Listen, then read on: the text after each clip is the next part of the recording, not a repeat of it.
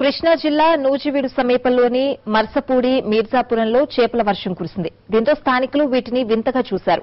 వాన చినుకులతో పాటు పడ్డాయని స్థానికులు చెబుతున్నారు. వీటిలో చాలా వరకు బతికే ఉన్నాయి. ఆకాశం నుంచి చేపల వాన కురవడం కొంత ఆశ్చర్యంగానే ఉన్నా ఈ మధ్య తెలుగు రాష్ట్రాల్లో ఇది కామన్ గా మారింది. గతంలోనూ నూజివీడు మండలంలోనే చేపలు ఇలాగే రోడ్లపై పొలాల్లో దర్శనమిచ్చాయి.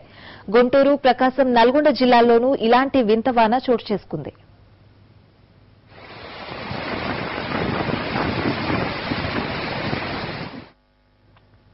నిజానికి చేపలు ఆకాశం నుంచి పడవని ఓ శాస్త్రీయ విశ్లేషణ ఉంది. ఆకాశం నుంచి ఏవీ రావు అన్నది అసలు కాన్సెప్ట్.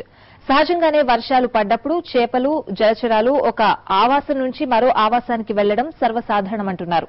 ఇలా వెళ్లే క్రమంలో మార్గ మధ్యలో వర్షం ఆగిపోవడం, వరద తగ్గిపోవడంతో చేపలు ఇలా రోడ్లపై, చేలల్లో అలాగే నిలిచిపోయి కనిపిస్తాయంటున్నారు. అంతే తప్ప పైనుంచి చేపలు పడే అవకాశం లేదంటున్నారు.